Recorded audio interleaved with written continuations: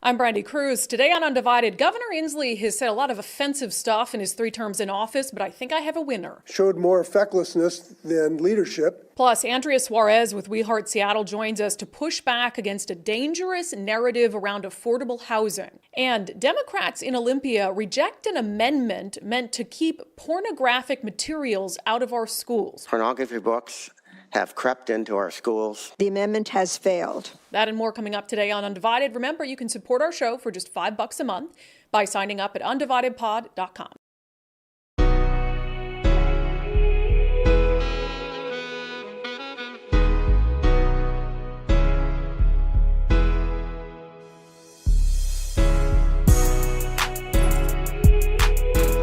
Hello and welcome to Undivided. Thank you for being here. Thank you so much for your commitment to giving common sense a comeback. Governor Inslee has just said the most divisive thing I've heard him say in 3 terms in office. And if you know me, that's saying a lot. I mean, we've heard this man say a lot of offensive things, a lot of divisive things, a lot of unhinged things, a lot of lies. But there are layers to this story and to what he said that just prove that this man has always been unfit to be the governor of the state of Washington, because he views his job as a him versus everyone else, as Democrats versus everyone else. He sees 2 classes of people in Washington state. He sees those who agree with him politically and those who don't.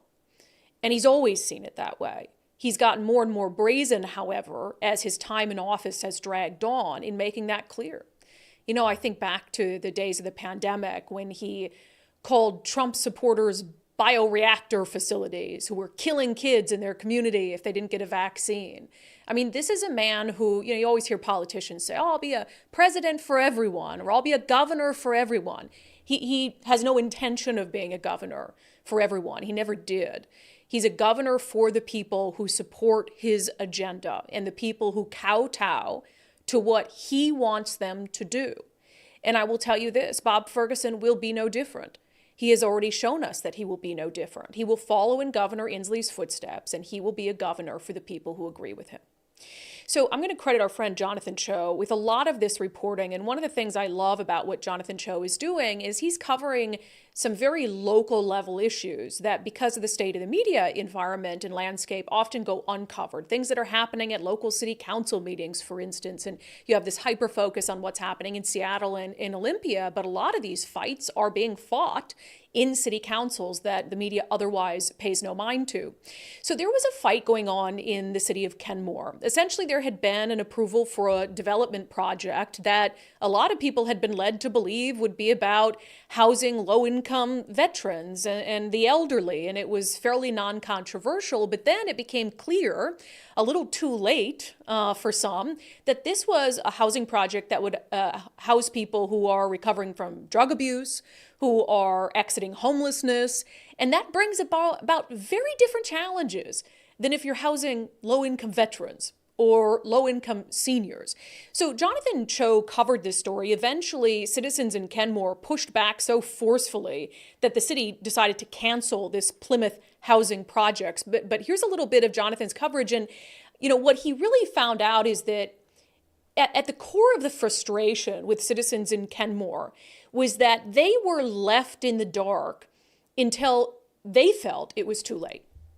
Paul Lee believes it's all by design. So it seems that they're actually counting on a community that doesn't know, doesn't really care. He's one of the administrators operating Kenmore Neighbors, one of the most influential community Facebook groups that took on Plymouth housing last year and convinced the city council to block them from moving into their downtown core. The CEO seemed like she basically was first to talk and first to leave and didn't care what the community had to say. Housing first is a very, very effective way to keep people stably housed. Angry residents claim Plymouth did a bait and switch. Sometimes we have to say no. We don't want it. Selling it initially as affordable housing for veterans and senior citizens. Look at the people here. Look at how upset we are. Why do we have to go through this? But then last minute, changed it to apartments for the chronically homeless and drug-addicted individuals.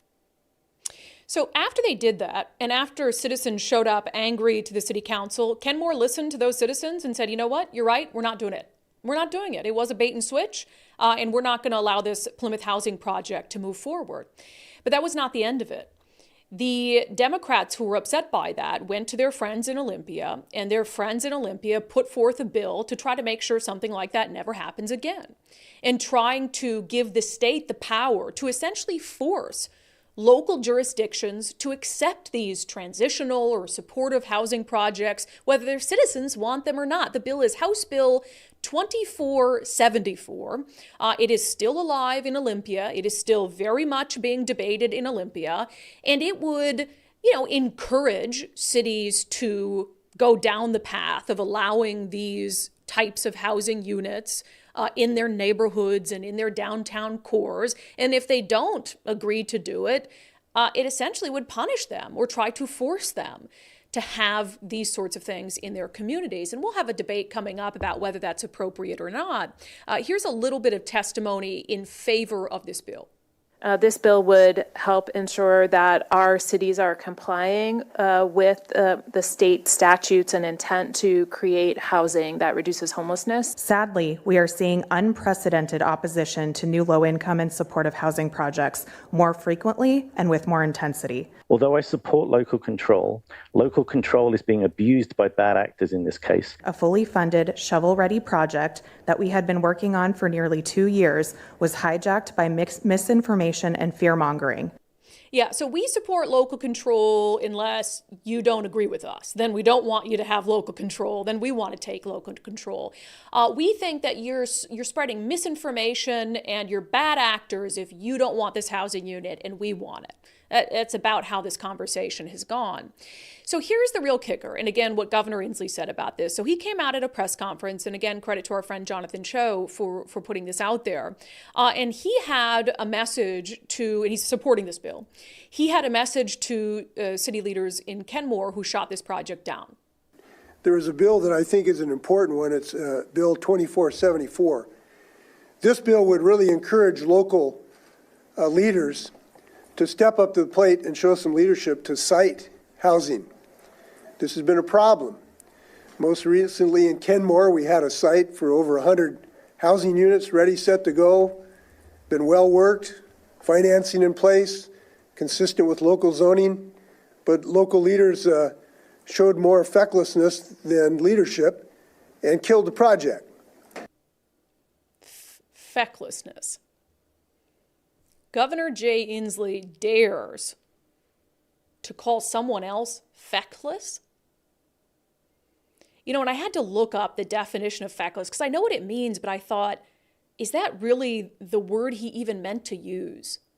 Because it was that offensive. Feckless, lacking initiative or strength of character, irresponsible, useless, worthless, incompetent, inefficient, inept. Feckless. I have never encountered a politician more feckless than the governor. Feckless, by definition, is a governor who pretends not to know that 6 square blocks of the state's largest city has been taken over by left-wing rioters.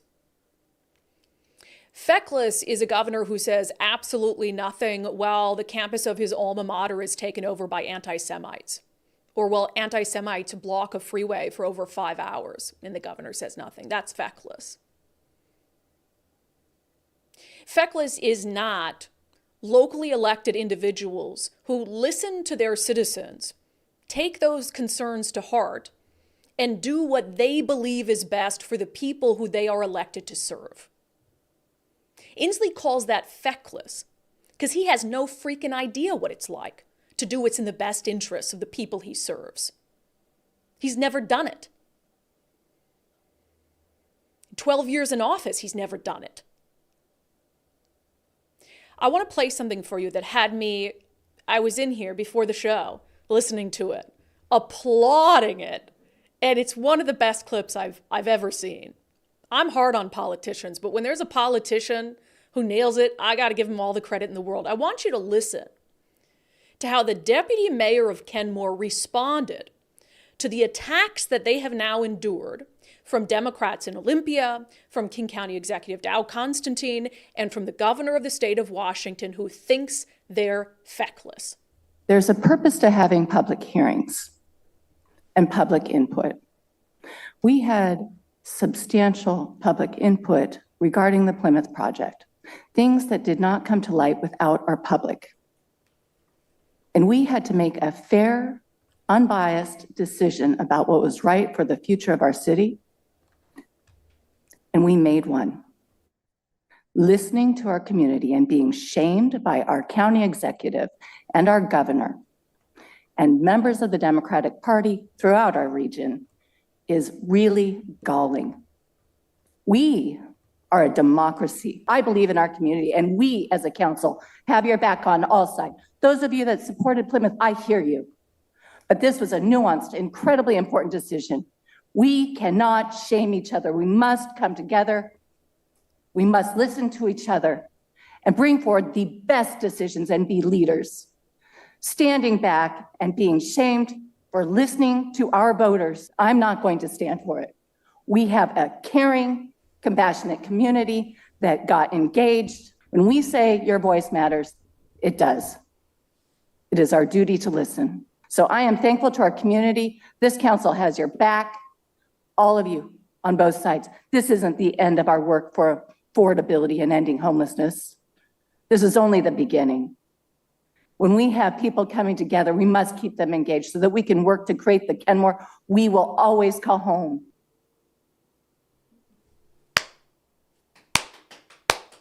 Ladies and gentlemen, Kenmore Deputy Mayor Melanie O'Kane. I wish every single elected leader had that passion to do what's right for their constituents and to stand up for them and to stand up for themselves when someone like Governor Jay Inslee wants to dictate from the Mount what's best for their communities. Go to hell, honestly.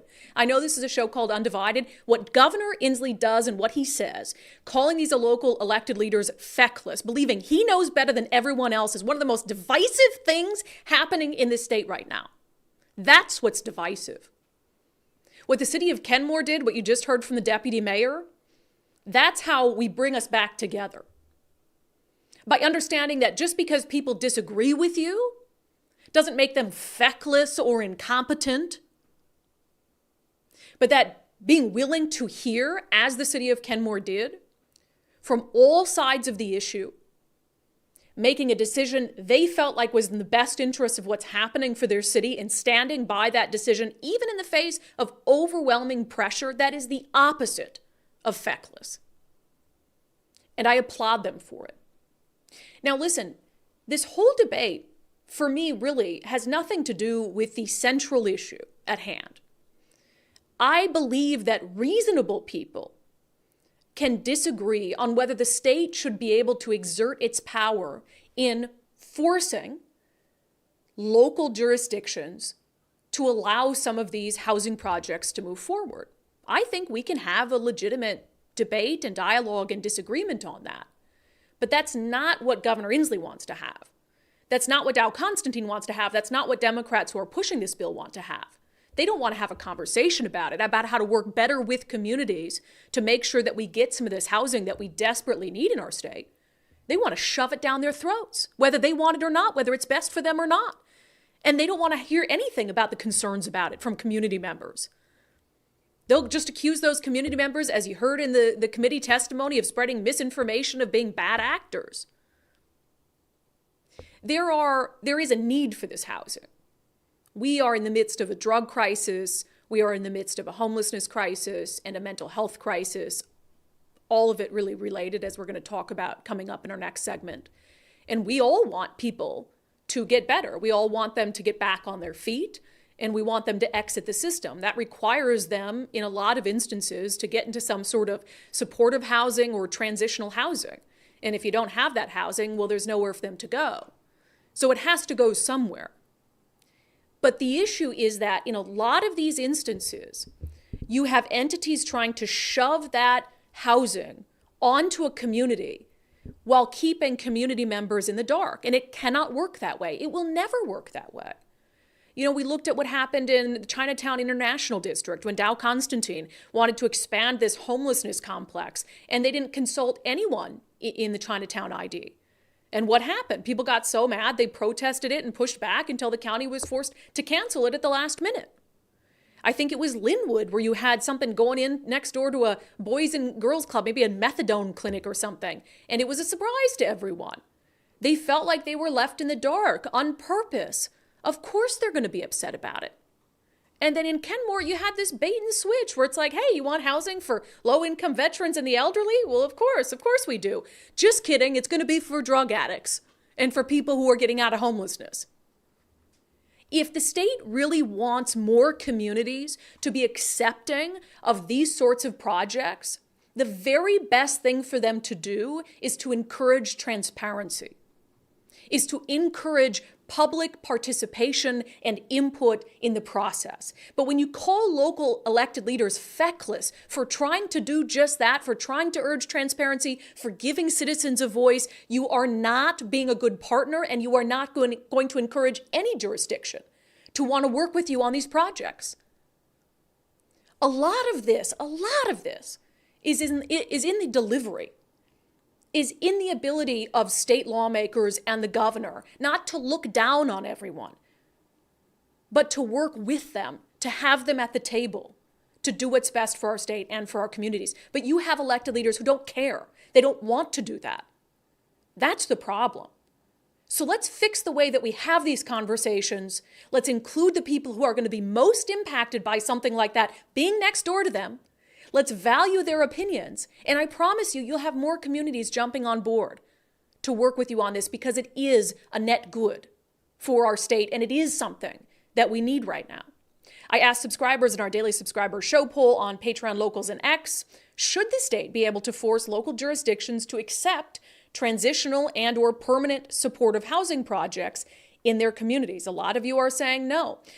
Adorable Deplorable says, and who gets the pleasure of doing the legwork and logistics? And that's an issue too, is okay, if the state's going to basically say you got to take this, well, how much support are they giving to local communities? For instance, in some of these places where you have homeless individuals who are transitioning out of life on the streets, you have more crime in the area. That's just a fact of life. Is the state going to give these cities more resources to deal with that and to respond to that?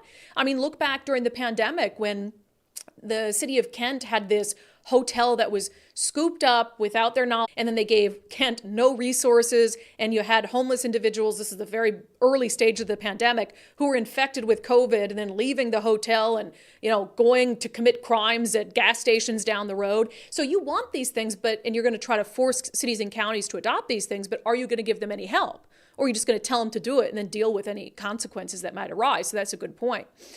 Chris says, I'm not going to read that one because you swore. George says the state has made a terrible job of addressing root causes, such as shoring up our floundering mental health system. Moving people onto my front lawn does not solve the problem. Joan says, absolutely not. All this does is enable their drug-addicted lifestyle. We are loving those people to death. Charles says, I'm in Kent County, so I'm stuck with the insanity no matter what the state does, adding to my list of reasons to move out of state. Hugh says, maybe the poll questions should yield less lopsided results. What if the question were, should transitional and supportive housing be situated near public transportation and jobs and be located throughout the state rather than concentrated in just one area? And I think all of those are legitimate questions and concerns, certainly. But at the very least, you have to be willing to work with the jurisdictions that are going to bear the brunt of these projects, not dictate to them as the governor what they're going to do, and call them feckless if they don't do it. Like I said, most offensive thing I've heard him say in 3 terms. That's a long list, too, of offensive stuff he said. That is the most offensive for all the reasons I just outlined. Coming up next, we're going to kind of stick to this topic, and Andrea Suarez with We Heart Seattle is going to be joining us because there was an op-ed in the Seattle Times that just enraged her, and she has good reason to be upset because it is pushing a false narrative around affordable housing being some sort of solution to homelessness, which it's not.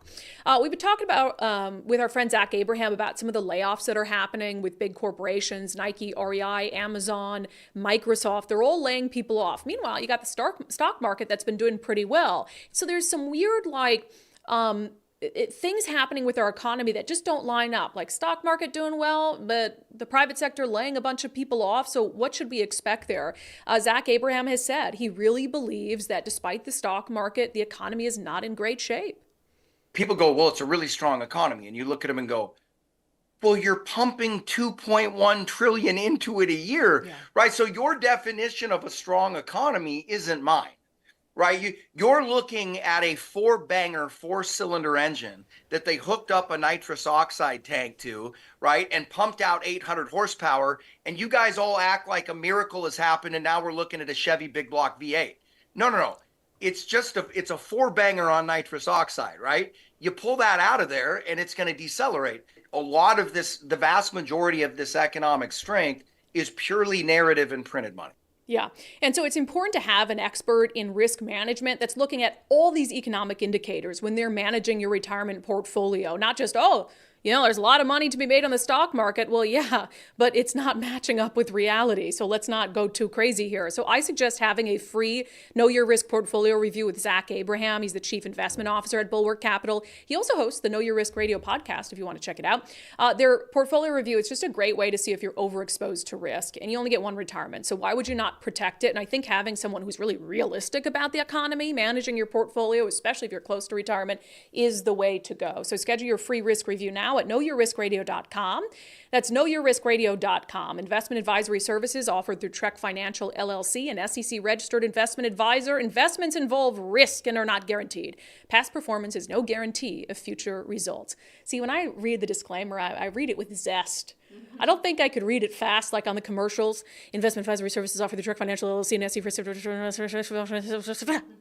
I do want to note, though, after that first segment, as much as we were sort of angry about the bill itself, my anger is really on the governor and his sanctimony. But Jonathan Cho did report this morning that because of some of the pushback over this, that bill 2474 has died as of this morning in the Washington state legislature, did not make it out of the Senate committee. And that is just another example of what happens when you have people who are informed. I mean, look what happened in the city of Kenmore. That thing would be full steam ahead had citizens not gotten wise to what was going on. The same thing with the homelessness complex in Sodo. Full steam ahead had individuals in Sodo not held protests and demanded that they be consulted before anything is done. So citizens have an awful lot of power to influence policy and to change the direction of things. They just need to find their voice and to have people listen to their voice. I give Jonathan Cho a lot of credit. I gave him credit for killing the homelessness complex in Sodo by being there with a camera and a microphone and letting these people tell their stories and by documenting what's been happening up in the city of Kenmore. So this bill has died. I wouldn't put it past them to try it again next year. But the sentiment from the governor and from Democrats in Olympia is still very much alive. And that isn't changing anytime soon, that they know best. And if you don't do what they want you to do, then you're feckless, worthless, incompetent, NIMBY, you name it. Okay, on this subject, there was an op-ed in the Seattle Times about the homelessness crisis, and it peddles a theory that is just false. It is just false. We've been talking about it for years. There is no data, no information you could give me that would convince me that our homelessness crisis is simply because people can't afford housing. One of the dumbest narratives, one of the laziest narratives. And this was from Naomi Ishaka in the Seattle Times columnist. Why are people homeless in Seattle? Look upstream, she argues. You can point to a lot of reasons why so many people in Seattle live unsheltered, but here's the bottom line. The rents are too damn high. So again, and this whole article wants to take this back to, if there was only affordable housing for these people to be in. Now, We Heart Seattle and Andrea Suarez responded to this a few times. And look, I've seen a lot of unhinged articles from the Times, both the op-ed side and the newsroom on homelessness that perpetuate this false narrative. But this one really caught Andrea's eye. And as you're going to hear from her momentarily, was infuriating because this narrative is leading to people's deaths. She responded to the Seattle Times article and said, gosh, this article is so misleading. We all must bifurcate the need for lower income affordable housing and recovery housing solutions for the homeless depicted tying tents up to a fence here. Come walk with us, Naomi, and interview why people are on the streets. It's drugs, by the way. And what she's pointing to is you've got this article with the Times, op-ed, although I think it's a similar sentiment to what the newsroom side of things in the Times acquiesces to this narrative from the governor. And you're showing a picture of these tents tied up to a fence, as if the people wouldn't be living in those hellish conditions in tents if there was only an affordable place for them to live. Now, Andrea knows that's not true because she has made it her mission to get out there and figure out what's happening with these people in the tents. She actually goes out to the encampments. She actually talks to them. And it is drugs and mental health, or both, that leaves people living in those conditions. We spend billions on homelessness. If you are someone who is falling into homelessness simply because you cannot afford a place to live, you can go to any number of nonprofits and government contractors and get a place to live like that. And if you can't, that's a true failure of our system. But Andrea Suarez, we asked her to come on this morning to talk to us about why she was so frustrated with this Seattle Times op-ed. But then it just so happened, as she was, just before we were about to tape with her, a homeless couple, Kevin and Emily, they stopped by Andrea's We Heart Seattle office in downtown Seattle. And it was such a perfect example of the frustration that Andrea has with this Times narrative. Here's a cell phone video that Andrea took of this couple. Hey, you guys just walked into my office. I haven't seen you in a minute. It's been a few months, but I've known you since Denny Park when you guys were living in a tent in the park. Emily and Kevin. Emily and Kevin. And we're talking today about what is the number one barrier that's keeping you guys from affording an apartment? Is it high rent? What is the immediate barrier that's keeping you from taking the next step towards housing?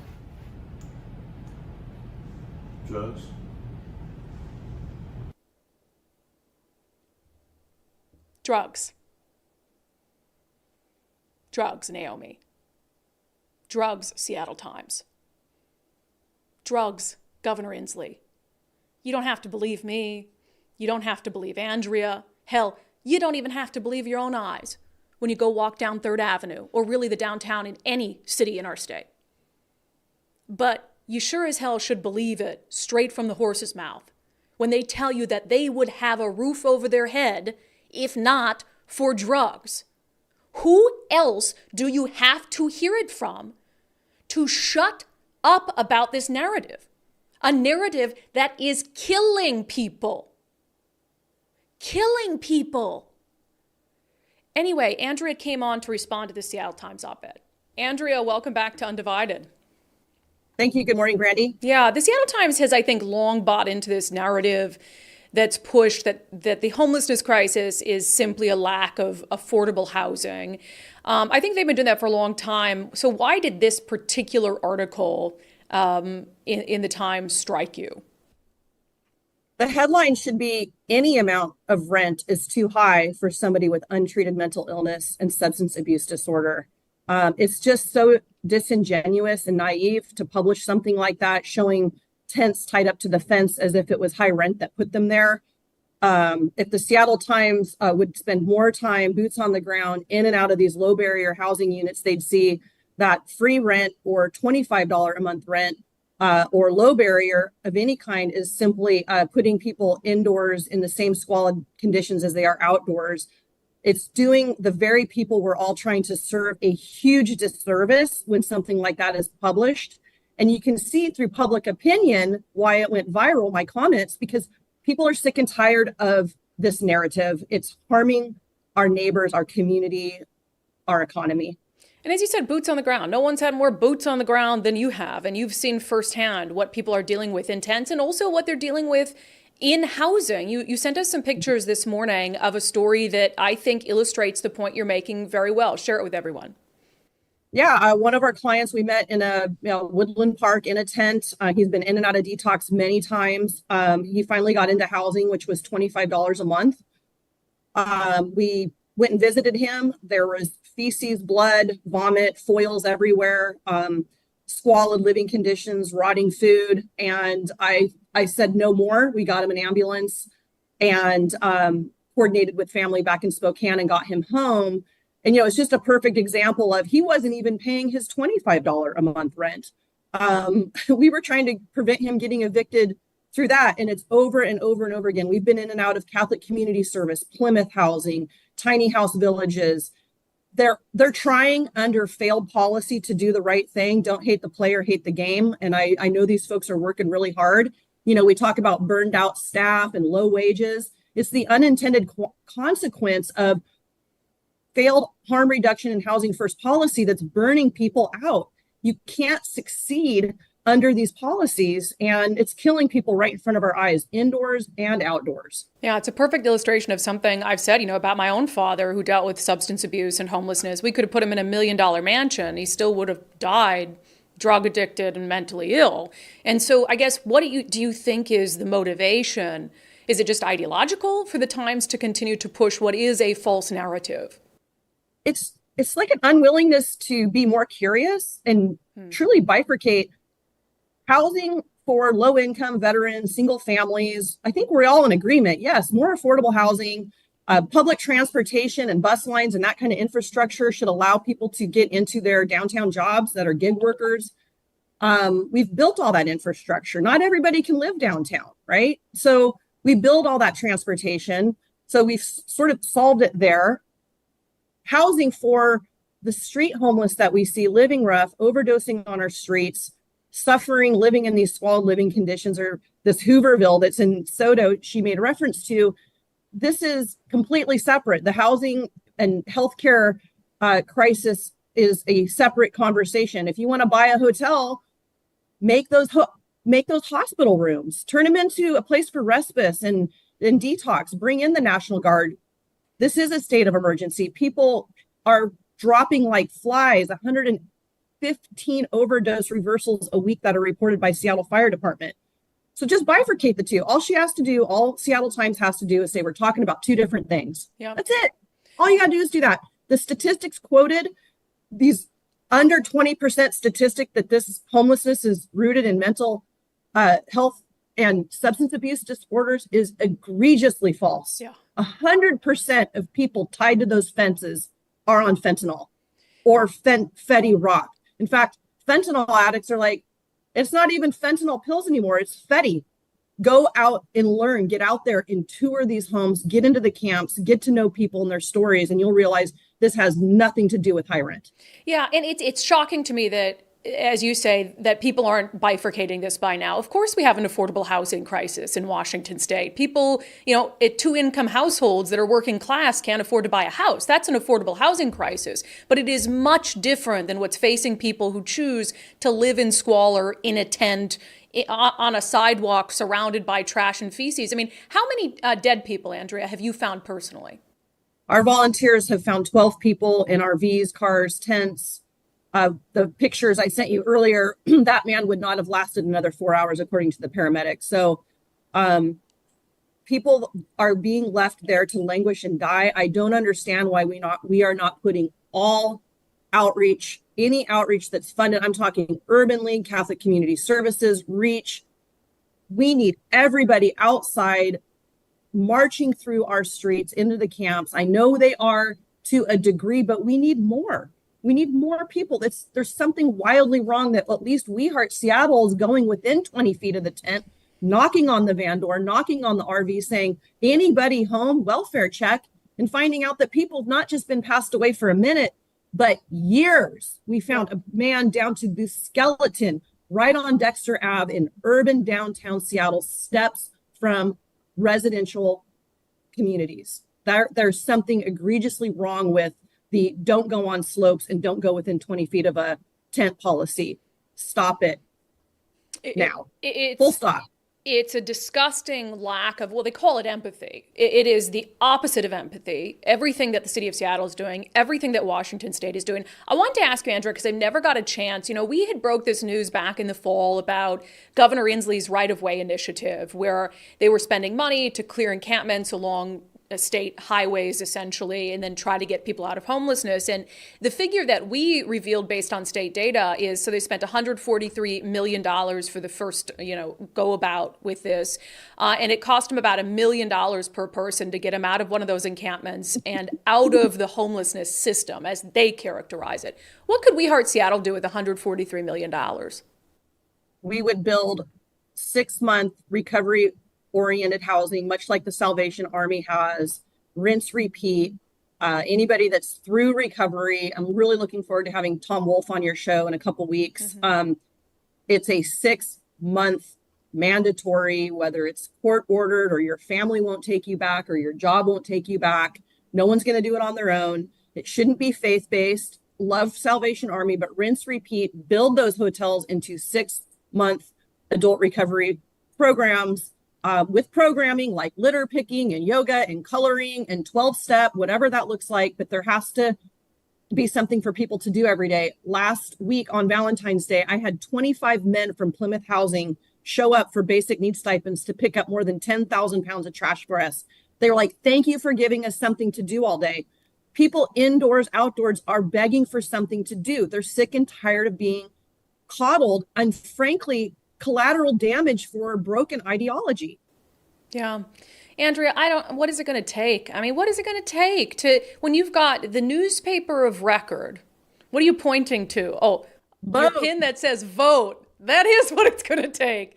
Andrea, education, it's voter education. Our direct action is these organized litter picks that unveil, why was there 1 million pounds of trash? Why were there 35,000 needles? Why are there 12 dead bodies? To our undivided voters, get out, get educated, and vote. And maybe We Hurt Seattle and our platform is a de facto voter guide, a pamphlet, if you will. We're looking at forming a 501c4 so that we can scream from the mountaintops who to elect, what lobby and policy you should be voting for.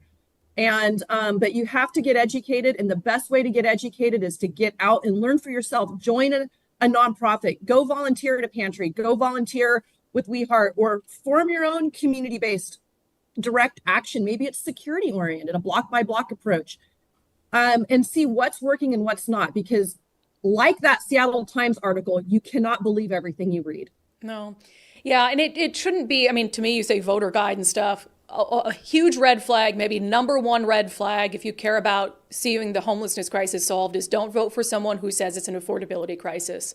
That's like, for me, red flag number one to that person is not going to be able to solve a dang thing. Andrea, before I let you go, I want to ask you one quick thing about a story we just discussed on the podcast, because it's sort of in your area of expertise. You mentioned Plymouth Housing. There is a lot of anger from some communities right now. Kenmore was supposed to get a Plymouth Housing facility.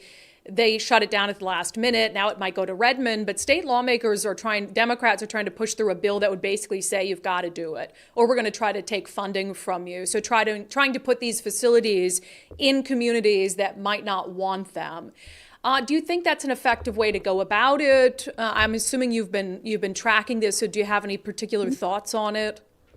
Well, a recent example is the Central District encampment that's completely surrounding a school district, a daycare center and small businesses. And right there is a King County low barrier housing complex, and all the dealers know where their customers are.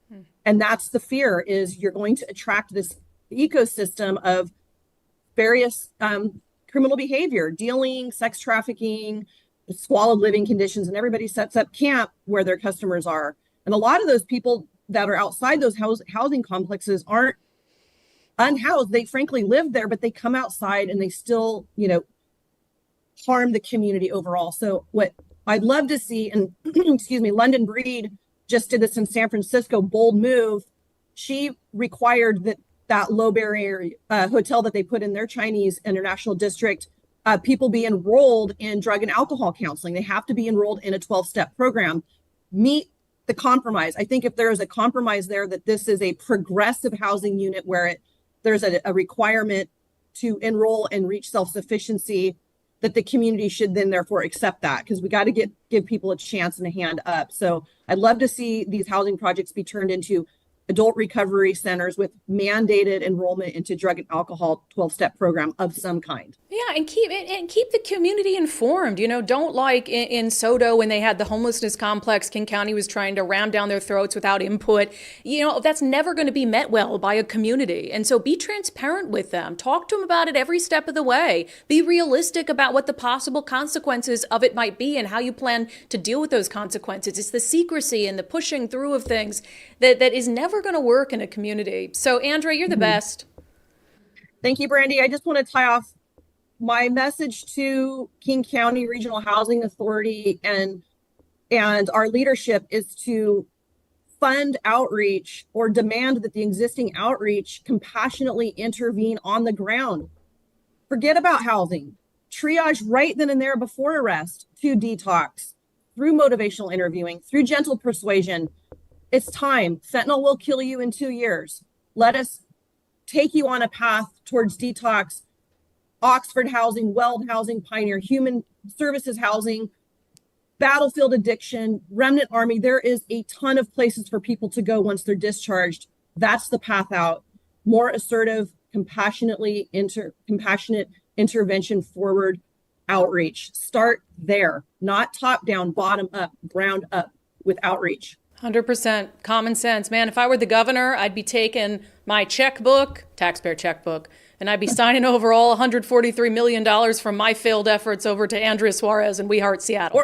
I'm not the governor. Or just change the policy. They're not going to do that, but yes. Okay. I would love you dictating the state policy because I think we'd be in a much better place. Andrea Suarez, we appreciate it. Thanks. Have a great day. I love Andrea. Truth teller. That's all we need. We need some people who are willing to go down, do the hard work, see things for themselves, and then tell the truth. Why can't we have more politicians who tell the truth? And look, I know that I've been hard on people today. And I have a show called Undivided, and invariably I get these responses from no-name people on social media like, doesn't seem very undivided to me, Brandi. What is dividing us are people like the governor, who calls local elected leaders feckless because they don't do what he wants them to do. What's dividing us are outlets like the Seattle Times that push a narrative that is completely false on homelessness, so much so that that's all everyone focuses on, and we don't fix the actual problem, and so people die. That's what's dividing us. We have to cut through these narratives, these ideologies that are doing nothing but dividing our communities and pulling us further and deeper into the gutter. And so, yes, I will be hard on them because they are those policies being driven by ideology, outlets like the Times that just fall right in line are attributing so much to the divisive nature of our political discourse and the ineffective nature of our political discourse. Because you have someone like Andrea Suarez who's like, hey, here's some pictures of what happens when you put a drug addict in affordable housing. Here's a video of 2 homeless people who've been offered housing 1 billion times and say they don't want it because they want to be using drugs. So you've got that, but then you've got the governor, and you've got others in power, and you've got the Seattle Times, the newspaper of record, saying, yeah, but that's not true. And then people just choose to believe who aligns more with their ideology. And reality doesn't even factor into the equation. So you want to know how we get undivided? It's by shutting down the insanity. And that can include the media, and that can include politicians. And I would just note that this isn't getting any better. This is getting worse. And more people are going to be dying. It is never too late to change course. You know, down in Oregon, I saw this story today. We know that overdoses have been awful in Washington state as well. In Oregon, fentanyl deaths, they're up 1,500%. 1,500%. That's the largest increase in the United States. Not a coincidence that Oregon also experimented with decriminalizing drugs. So this isn't plateauing. This isn't easing. It's getting worse. And until politicians and newspapers get their heads out of their you-know-whats and focus on reality over ideology, more people are going to die. So you get to decide. You get to decide right now, today. Do you want to help save lives, or do you want to help kill people? It's not a divide between left and right. It's not a divide between Democrat and Republican. It is a divide between reasonable and unreasonable. That's the fight we're fighting. I know what side you're on. I know what side I'm on. I know what side Nicole's on. And each of us has to do a better job of recruiting people to that side. All right, coming up next in our segment Unbelievable, Democrats in Olympia actually voted down an amendment that's only purpose was to keep porn out of schools. Yeah, not making that up. That's true. It happened. We'll talk about it. First, I've been urging you guys to become members of the First Mark family. Everyone needs insurance. Everyone has insurance needs. Rather than shopping the market on your own, rechecking every year to see, do I have the best rate? Do I have the coverage I need? Why would you not have a local company do that for you for free? That's what Mike and I do with First Mark Insurance. We took the First Mark Challenge about a year ago. I've heard from so many of you who have taken the challenge as well. Some have moved on to become members of the First Mark family. Others, they had perfectly good insurance. First Mark told them so and said, you just keep doing you. You don't even need us. So firstmarkinsurance.com, firstmarkinsurance.com. Dave Taylor, the CEO of First Mark, says one of the big benefits of working with them is that's a lot of time, commitment to shop the market, and they can do it for you. You want to know you're getting a competitive price.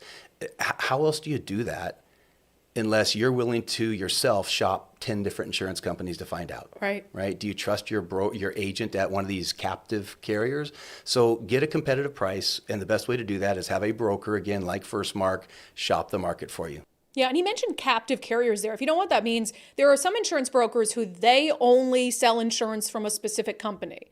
That's not what First Mark is. First Mark has a bunch of carriers they can go to make sure they're getting you the best price and the best coverage for what you need. So take the First Mark Challenge today. It's free. It takes you like maybe an hour of your time. Firstmarkinsurance.com, firstmarkinsurance.com. They work for you, not the insurance companies, which is the best part. You notice I'm always so sanctimonious when I pitch First Mark because it really is like, why would you not do it? And it doesn't cost you anything, guys. It's one of my only advertisers. It doesn't cost you anything. Okay, Democrats in Olympia blocked a proposed amendment that would have done one simple thing. It would have said that schools can't have pornographic content in their libraries or in their classrooms. Seems easy, right? No, but Democrats said, we can't have that. Let's talk about it in our segment, Unbelievable.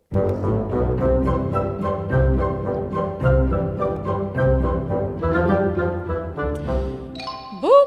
Okay, so we've talked about this effort. There's a Senate version of the bill. There's a House version of the bill. The House version of the bill is 2331, and it's that inclusive curriculum bill. And it would say that the state is going to mandate that school districts across the state have inclusive curriculums. This might be inclusive for the LGBTQ community, inclusive for students of different races and backgrounds, inclusive for neurodiverse students, etc. So essentially, it wants to make every school district in the state embrace what Seattle has embraced, this DEI, gender ideology sort of curriculum. So there was a hearing on this in the Education Committee over in the Senate. Senator Jim McCune, who is a Republican, introduced what seems like a pretty non-controversial amendment, and it would just say, okay, like you can have your inclusive curriculum, but no porn. No, nothing pornographic in nature for our kids. Like, okay, that seems totally reasonable. It says it would prohibit school boards from approving the use of any textbook, instructional material, supplemental instructional material, or other curriculum for student instruction if it contains erotic material, sexually explicit material, or lewd material. And the amendment did go on to define those further, like what does lewd and sexually explicit mean, but we don't have to go through each and every one of those. And this isn't just some manufactured, crazy Republican senator suggesting that we're, reading materials to kids that are pornographic. No, this is happening. He gave a couple book examples, but I just want to point out that we've talked about this on the show. We had a mom, you might remember this was a few months ago, our son's a 10th grader at Lincoln High School in Wallingford in Seattle, and their class had to do a reading of a short story called My Crazy African Mother. Do you remember this? Where it was like this girl, I'll read part of it, her mom's an African immigrant. She's a first generation American. She's trying to like become more Americanized, I guess. So she has this boy over and he's feeling her up on the couch and she doesn't want him to, but he just keeps doing it. It says, he pushes me back, pulls my shirt up so it bunches around my neck, takes my bra off. I feel a sudden coolness on my exposed upper body, sticky, warm moistness on my breast. I once read a book where a man sucked his wife's breast so hard he left nothing for the baby. Matt is sucking like that man. Like, this is just part of it. And then it goes on to talk about her mom catches her and makes her undress from the waist down, lay on her bed with her legs open, and she threatens to put a hot pepper in her vagina. This was read to 10th graders. This student told his mom that girls in the classroom felt so uncomfortable, some wanted to get up to leave, but they weren't allowed to. So this is happening in schools. You have completely inappropriate, sexually explicit content being read to kids. Now, Senator McCune, in his testimony about his amendment, he gave two specific examples, and he didn't even want to read from the books because he said that it was uncomfortable. One of the books is called Jack of Hearts. This is the description on the author of this book's website. Jack has a lot of sex, and he's not ashamed of it. While he's sometimes ostracized and gossip constantly rages about his sex life, Jack always believes that it could be worse. But then the worst unexpectedly strikes. When Jack starts writing a teen sex advice column for an online site, he begins to receive creepy and threatening love letters that attempt to force Jack to curb his sexuality and his personality. Now it's up to Jack and his best friends to uncover the stalker before their love becomes dangerous. He also gave the example of a book called All Boys Aren't Blue. And I went on to kind of read about this book, and I was reading this study guide for it, and it gave a content warning on an online study guide.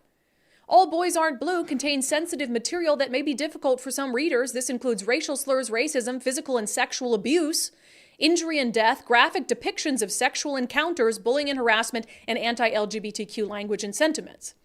Gee, graphic depictions of sexual encounters? Physical and sexual abuse?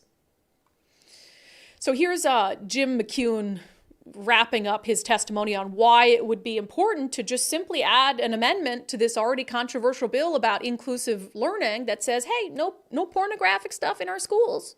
Pornography books have crept into our schools and our school libraries. This kind of printed visual material of dirty sexual talk and pictures of sexual activity and have no place in our K-12 schools at all.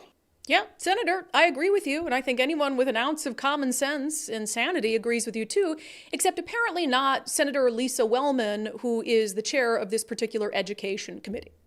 For someone who has been so often in favor of local control, you are saying that you want the state to override the local control of your local superintendent and the process that is in place to review curriculum and to determine whether it falls into the category that you've said.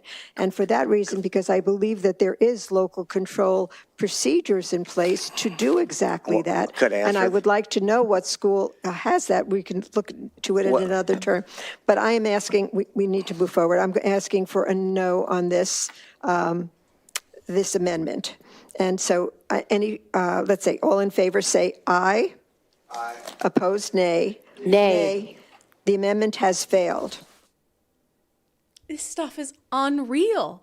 And so she won't even let him give a retort to this. And that was, yes, Democrats on an education committee rejecting an amendment that's only purpose was to make sure that sexually explicit content is not being foisted upon children in K-12 public schools. So that's what you just saw. But I would also say to Senator Wellman, you just made an argument against the entirety of that bill. She tried to use the conservative sort of idea that local control is best, and that's what you hear Republicans, and that is a good point, push for on educational issues. Like, hey, let's leave it to local control. And she says, well, you argue for local control, but you don't want local school districts to control whether there's pornography being taught to students. But in doing that, in saying, she says, I think there's local control, she's undermining the entirety of the bill, because remember the underlying bill that they're discussing. The underlying bill that they're discussing is taking local control away from all the school districts in the state and saying that the state is going to dictate a certain set of inclusivity standards for what kids learn. So she's totally undermined the entire bill. Either you believe in local control or you don't, but also the idea that if you believe in local control, everything has to be local control is also a fallacy. If you're going to say that, then you're going to say that, DUI laws, each individual city can decide how drunk is too drunk for someone to drive. Murder laws or self-defense laws, each individual city can decide whether someone, engaged in an act of self-defense when they shot an intruder.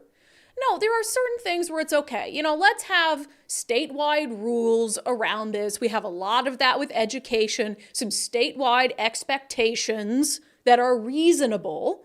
And then let's leave the rest up to local school districts to do what they see best. But in a situation of pornographic content, why would there shouldn't be any discussion about whether any local school would have a reason on a local level, on a case-by-case basis, to insert pornographic content into lessons. Why would that have to be something that's left up to local control when it's just universally should be agreed that, hey, that's kind of weird. Yeah, let's not read these sorts of books to kids in public schools, even if they're seniors. Democrats actually rejected an amendment to keep pornographic content away from kids. It's unfreaking believable. Oh, it's unbelievable. You got to laugh so you don't cry. Coming up next, we'll dip outside of Washington State just briefly, see what's happening over in New York with the migrant crisis and a program to make sure that not only are those migrants and asylum seekers fed, but they have money to buy the cuisine that is more closely aligned with where they came from, if that makes sense. We'll discuss. First, I've been talking to our friend Wes Jones of sellwithwes.com about the state of the real estate market. So if you're thinking about buying or selling a home, Wes always has great advice on this end. But the interest rates were not great in 2023. And so certainly for people who could wait, they did. Didn't want to buy a home with interest rates so high. And for that reason, people weren't selling their homes either. So the question is the Fed going to drop interest rates this year? They didn't do it a few weeks ago, but Wes thinks that because it's a presidential election year, there's probably going to be some pressure on the Fed to bring rates down so people feel better about the state of the economy. They say that the Fed and the presidency, they're not supposed to influence each other. But let's be honest, come on, they're not supposed to. Right. But they do. So, Biden's administration is going to do whatever they can to put whatever pressure they can, on the Fed to keep lowering interest rates down, because that's what it's going to make the American population happy and allow people to get into ownership, or at least give them that peace of mind. Yeah, and if you're a home seller, you can't really do anything about that, right? You can't control the Fed. You can't control what Biden tells the Fed to do. You can just sit back and wait and see what happens. Or you can also get ready in the meantime. You can get your home ready for when that eventuality does occur and rates go down and then the market is all of a sudden popping off again. And you're not sitting there like, oh, okay, I'm going to list my home now, but I've got to make all these updates to it and that might take a few months. No, get ready now. Reach out to Wes Jones, sellwithwes.com. He and his team, not only do they have awesome marketing materials that they put out there for their clients, but they also have something called the Listing Boost Concierge Service, where they're going to come in if you need to do cosmetic updates to your home. They're going to help manage those projects if you need them to. They can even pay for it up front. So ask Wes and his team about that. Sellwithwes.com, sellwithwes.com, a better way to sell your home. Sometimes though, I'm like, maybe the real estate market, it's interesting where it happens. Like we had a house in our neighborhood go up for sale, which was a very stressful experience. Because you never want to get new neighbors. Unless you hate the neighbors that are moving out. But it's like the devil I'm not saying the guy who moved out was the devil, he was a nice guy. But the devil you know versus the one you don't know. So we were all sitting there, all of us, our neighbors, like, who's coming for the home, for the visits, who's like, and, we saw a couple of people who were like, definitely from Seattle. We're like, what should we do? Should we go over there and just like, leave? No, but the house sold in 2 days. And I was like, okay. So there are some areas where it's like people, you can only wait so long. There are some people who they don't have a choice but to put their home on the market, regardless of where the Fed has interest rates, and you can always refi. Anyway, tangent. Come on. I'm not the only one who's like seen people coming to an open house in their neighborhood and been like, I don't want you to move here, right? Maybe that's a little judgy, a book by a cover, whatever. You don't fit in, okay? No, I'm totally kidding. I'm sure they were perfectly nice. It was like a really young couple. They looked like maybe they had listened to loud music. And I was like, get off my lawn, you know? I just want some nice, quiet families. Young people were not okay. They were really young. Hilarious. They were really young. I was like, they're having house parties for sure. Anyway, we'll fit one national story in. Over in New York City, just wild to see. And what's happening in New York around the asylum seekers and the migrant crisis, this is going to be happening everywhere else. They're just unfortunately ahead of the game. I mean, you had a lot of the asylum seekers bust to New York before they were bust anywhere else. And so Chicago's starting to experience what New York is experiencing. We know we have asylum seekers being brought here. So what we're seeing happen in New York, I would not rule out happening here in the not so distant future if the country doesn't get a grasp on what's going on. So this from the New York Post. New York City launches $53 million program to hand out prepaid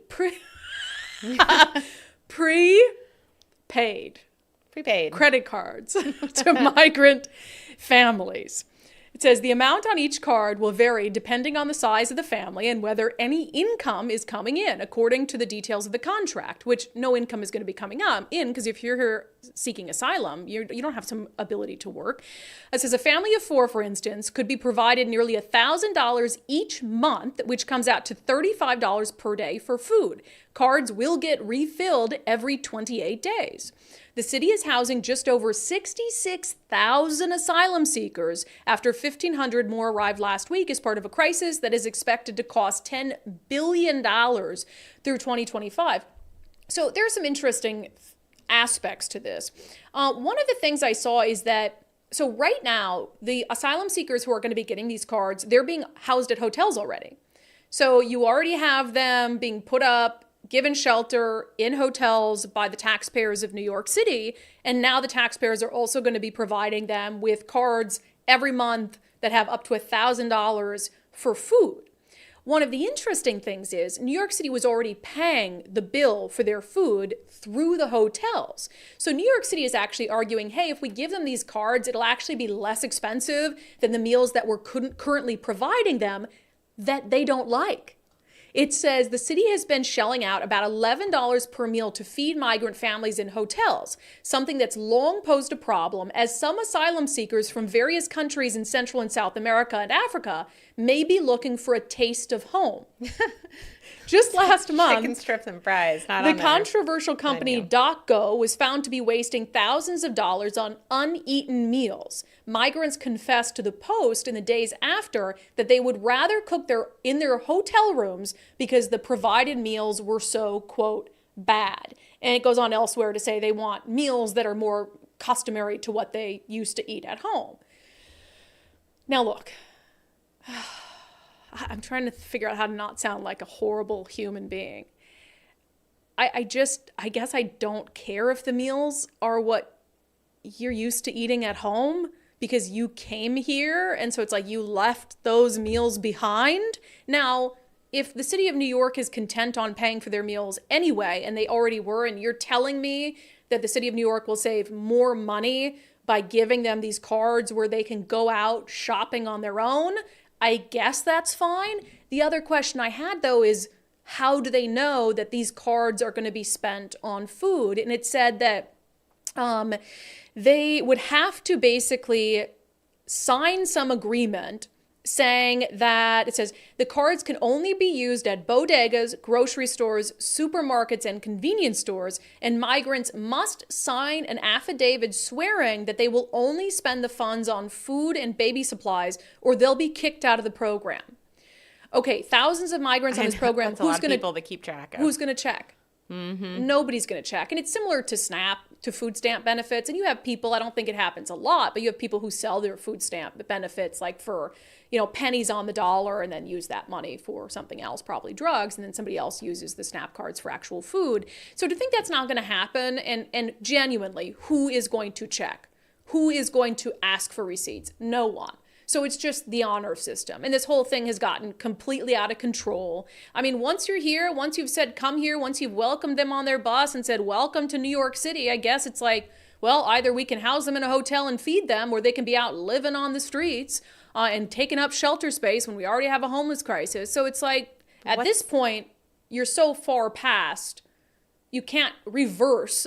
I asked this of subscribers a couple weeks ago, like, would you rather have the asylum seekers who come to Seattle just be housed up front, or have them fall into the homeless industrial complex where they might end up along a state highway and Governor Inslee is going to spend $1 million per person to get them off that highway? I almost rather have you just put them in a homeless hotel up front, as much as that just encourages the behavior, but they're going to accept them anyway. It's Washington State. It's New York City. You've got sanctuary cities. So it's like, how do you ease the burden on taxpayers? What is the end point? What's the end point? So we just keep, I mean, are we giving them opportunities to make their own money and buy their own meals and buy whatever they want? But why are we would giving they? them?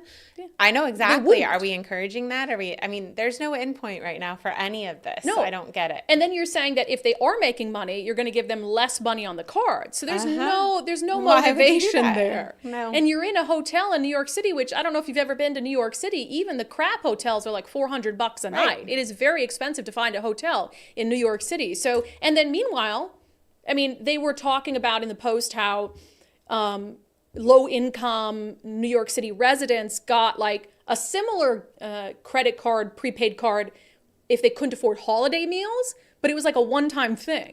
So New York City wants to hold that up as, oh no, we did that for taxpayers too. It's like, you gave them a little bit of money to help pay for a holiday meal. You're giving these undocumented migrants up to $1,000 a month and paying for their lodging. So you're doing more for people who don't pay into the system. Right. It's quite ridiculous. And I mean, there's also been all the videos of there was another attack on police in one of the housing things. There was it's out of control. There's no rhythm, no plan, no nothing. They're just throwing money at the problem, throwing space at the problem. And I don't see. And there's no reason for them to stop coming. If that's what they're getting, they're not going to stop coming. No. They're going to keep coming. And where is the end of it? And that's the billion, probably $1 trillion question at this point. Okay, before we get to questions and comments, going long today. I mean, Nicole, we might just have to do a 90-minute show. I mean, I can't always say we're just going long. You said yesterday you thought it was our longest show ever. I think it was. And we went into it being like, I don't know if we have enough today. And it was like, apparently I just word soup. Okay, I've been talking about my success on the Eastside Weight Loss Clinic program, down, I think, 39 pounds now. I got to reweigh myself. 39, I believe. I'm feeling amazing. And also, gosh, in combination with all that increased energy I got from losing weight, now I've been working out and I feel buff. I mean, I always tell Mike, I said, poke it, do it. So I didn't have the energy to work out when I was, I didn't have the energy to work out when I had all that excess weight. But anyway, as much as I like talking about my success on the program, I also love hearing about your success. Denise says, with Eastside Weight Loss Clinic's guidance and support, I lost 30 pounds in the 60-day reduction phase and am now only about 20 pounds from my ultimate goal weight. I went from being unhealthy and obese to sleeping better, moving more, and having more energy. More energy. Like I said, it's the key. Okay, let me read one more of these. I got so many. Kristen M. says she lost 20 pounds in 8 weeks. Life-changing program. It was easy to follow, which was key for me. Eastside Weight Loss was the best investment I've made for myself in years. Love it, Kristen. If you want to try the Eastside Weight Loss Clinic program, first start by just seeing if it's right for you. Not every weight loss program is going to be right for every person. So schedule a free 15-minute consultation with Dr. Ryan Coogan and his team at eastsideweightlossclinic.com. That's eastsideweightlossclinic.com. Okay, let's get to questions and comments from the live stream before we get to our closing sanity check on the city of Kenmore canceling the Plymouth housing project. Sherry Morgan Calderon says they were right to shoot down his self-imposed housing problem Band-Aid. No more taxes, Inslee. Read our lips. Tracy Sachs says, I'm a Kenmore resident. Our issue was the low barrier housing. We have plans for affordable housing in the community plan. And that is a good point, that when you have low barrier housing, so what you're saying is you can still be using drugs while you're in the housing.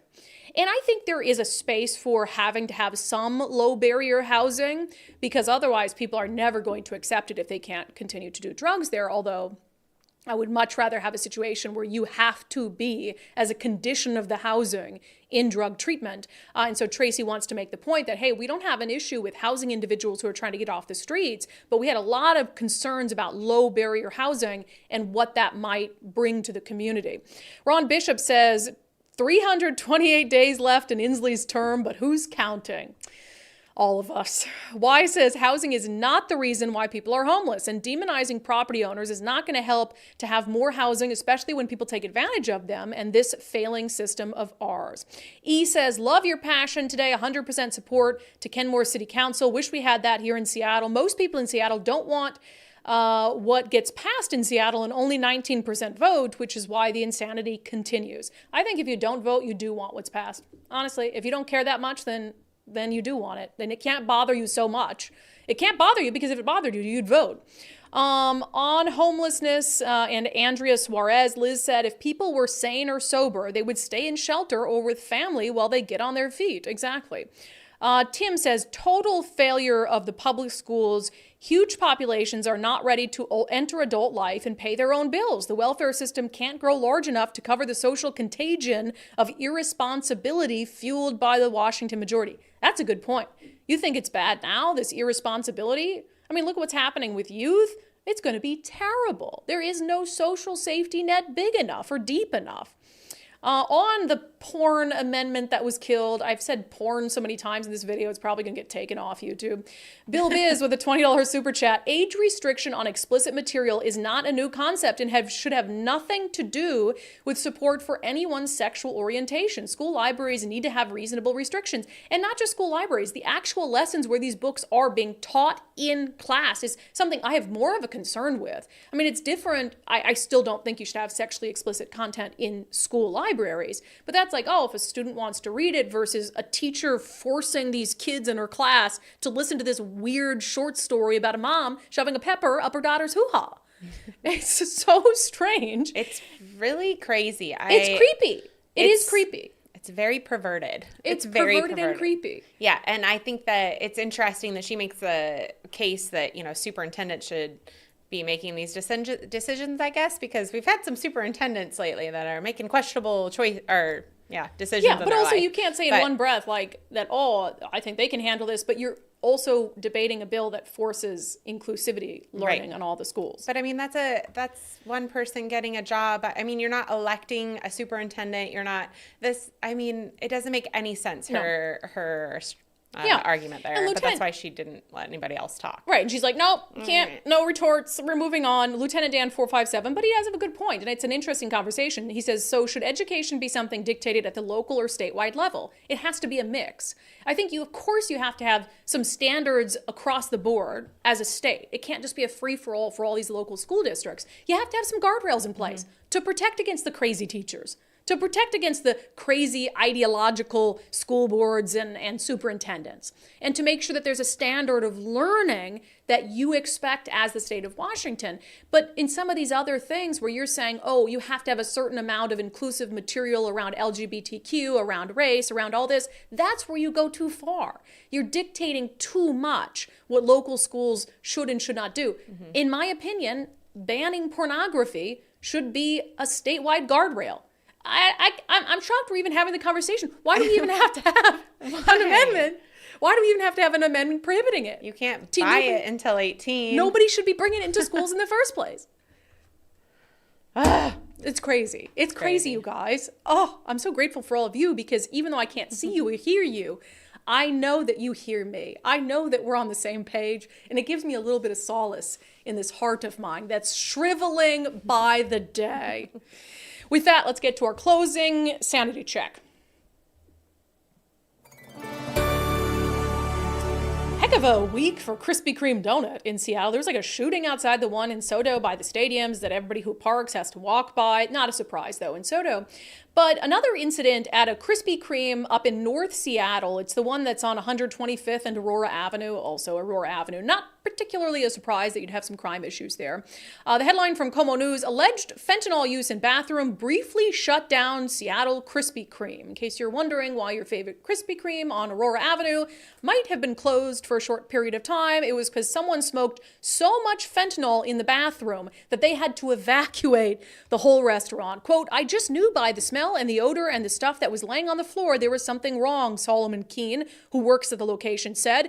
You could smell it. As soon as I walked over there and the door was open, there was this overbearing smell that came through my nostrils, and I knew something was wrong. Yet that is the same smell and the same smoke that King County Metro want all of us to believe is completely unharmful if you breathe it in on public transit. Insanity. That has been it for today's episode of Undivided. Thank you so much for being here. Thank you for your commitment to giving common sense a comeback. We appreciate every single one of you. If you have not supported our show already, we do ask you to do that. If you can, it's just $5 a month. It helps support our growth and our content, especially in this critical election year. We do appreciate every single one of you who has taken that leap and become paid subscribers. We will see you back here on the live show tomorrow at noon.